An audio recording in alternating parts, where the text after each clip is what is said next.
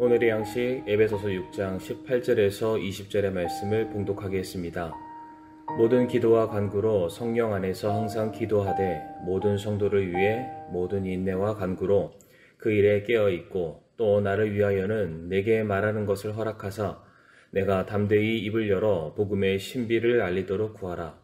이 일을 위하여 내가 결박당한 대사가 된 것은 결박 중에서도 마땅히 할 말을 내가 담대히 하게 하려 함이요.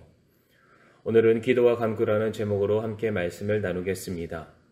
E.M. 바운즈가 쓴 기도의 능력에는 다음과 같은 글이 적혀 있습니다. 오늘날 교회가 필요로 하는 것은 더 많은 기계나 더 좋은 기계가 아니요, 또한 새로운 조직도 아니요, 기발한 방법도 아니다. 교회가 필요한 것은 바로 하나님이 쓰실 수 있는 사람, 즉 기도의 사람, 기도에 능한 사람이다.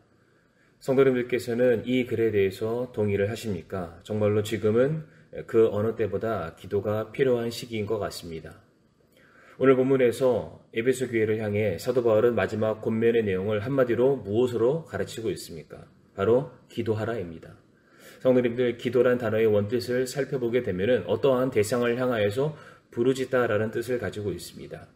즉 내 힘으로 내 능력으로 감당하지 못하는 어떠한 상황과 환경 속에서 이제 도움을 얻기 위해서 그 일을 능히 이룰 수 있는 대상을 향해서 외치는 구조의 요청이 바로 기도라 할 수 있습니다. 그런데 오늘 본문에서 바울이 기도하라고 권면하면서 어떻게 기도하라고 말하고 있습니까? 항상 그리고 깨어 기도하라고 명령을 했습니다. 그런데 지금 바울이 말하는 것처럼 항상 깨어서 기도하는 일은 정말로 쉬운 일이 아닙니다. 예수님의 제자들 역시 예수님과 함께 기도하러 올라갔을 때에 1시간도 깨어 기도하지 못했던 그 사건을 우리 성도님들 기억하실 겁니다. 삶에 큰 어려움이 있을 때 그 문제가 해결되는 순간까지 단기간 기도에 집중하는 것은 어쩌면 가능한 일이라 할 수 있지만 아무런 문제가 없는 상황 속에서 삶이 평안할 때에 지속적으로 기도 생활에 힘쓰며 하나님과의 관계의 끈을 이어간다는 것은 정말로 쉬운 일이 아닙니다.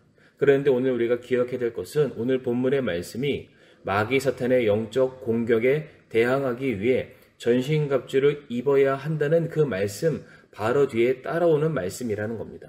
비록 기도를 전신갑주의 어떠한 부분에 해당되는 것이다 라고 설명하고 있지는 않지만 분명한 사실은 우리가 기도하지 않는다면 바로 그때가 마귀 사탄의 영적인 공격이 시작되는 순간이라는 것입니다.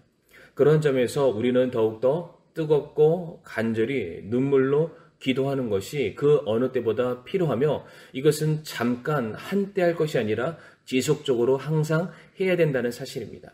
그런데 이렇게 지속적으로 간절함으로 기도하기 위해서는 혼자서 하는 것은 쉽지 않습니다. 예수님께서 승천하시고 난 그 이후 얼마든지 흩어져 버릴 수 있는 그 성도들이 이제 그들의 믿음이 변치 않고 주님의 다시 오심을 사모하기 위해서 그 즉시 마가의 다락방에 120명의 성도들이 함께 모여 합심으로 기도에 매진했던 그 일들을 우리 성도님들 기억하실 것입니다. 즉 혼자서는 쉽지 않지만 두세 사람이 모이고 뜻을 함께하는 사람들이 모여서 기도하기 시작한다면 우리가 항상 지속적으로 깨어서 기도하는 일은 얼마든지 가능한 일이 될 수 있습니다.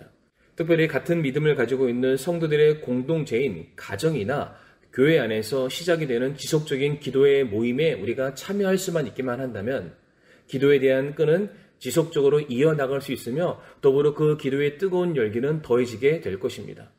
이와 같은 공동체 안에서의 기도를 강조하는 이유는 오늘 본문에서 바울이 모든 성도를 위해서 기도할 것을 권면하고 있기 때문입니다. 이때 우리가 다른 성도들을 위해서 해야 될 기도의 제목은 다른 것이 아닙니다. 세상적인 성공과 부귀와 명예를 위해서 우리가 기도할 필요가 없습니다. 분명히 구원받은 성도는 이 세상에서 미움을 받는다고 성경이 가르치고 있고 마귀 사탄이 우는 사자처럼 그 구원받은 성도들을 넘어뜨리려고 지금도 공격하고 있다고 성경은 가르치고 있습니다. 그러므로 이와 같은 핍박과 고난, 시험 가운데서도 성도 본연의 자세, 천국을 소망하며 끝까지 믿음의 길을 완주하며 나아갈 수 있는 그 인내를 얻게 해달라고, 쉽게 무너지지 않게 해달라고, 승리할 수 있게 해달라는 그런 소망을 위해서 우리가 더불어서 기도를 해야 될 때입니다. 또한 우리가 오늘 본문 말씀을 통해서 한 가지 기억해야 될 것은 우리가 기도를 하되 바로 주의 일꾼 목회자들을 위해서 기도를 해야 한다는 사실입니다.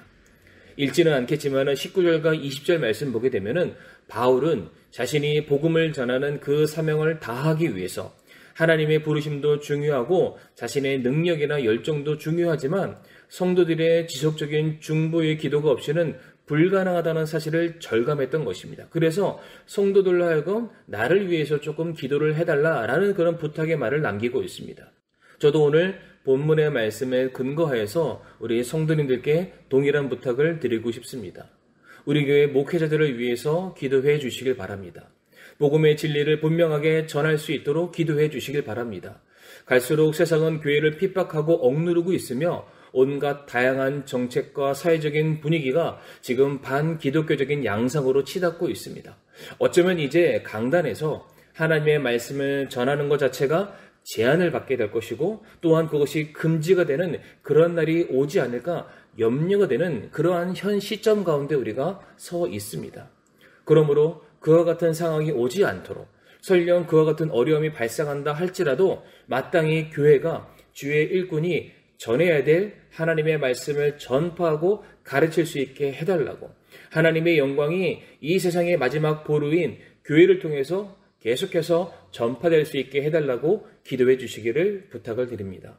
하나님께서는 오늘도 기도하는 사람을 찾고 계십니다.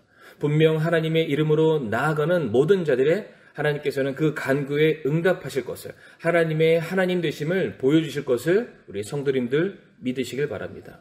모든 일 가운데 기도보다 앞서지 마시기를 바라며 하나님의 뜻과 선대하심을 구하며 그 길을 따라가시는 오늘도 우리 사랑하는 성도님의 삶이 되시기를 간절히 바라며 오늘의 말씀을 마치겠습니다.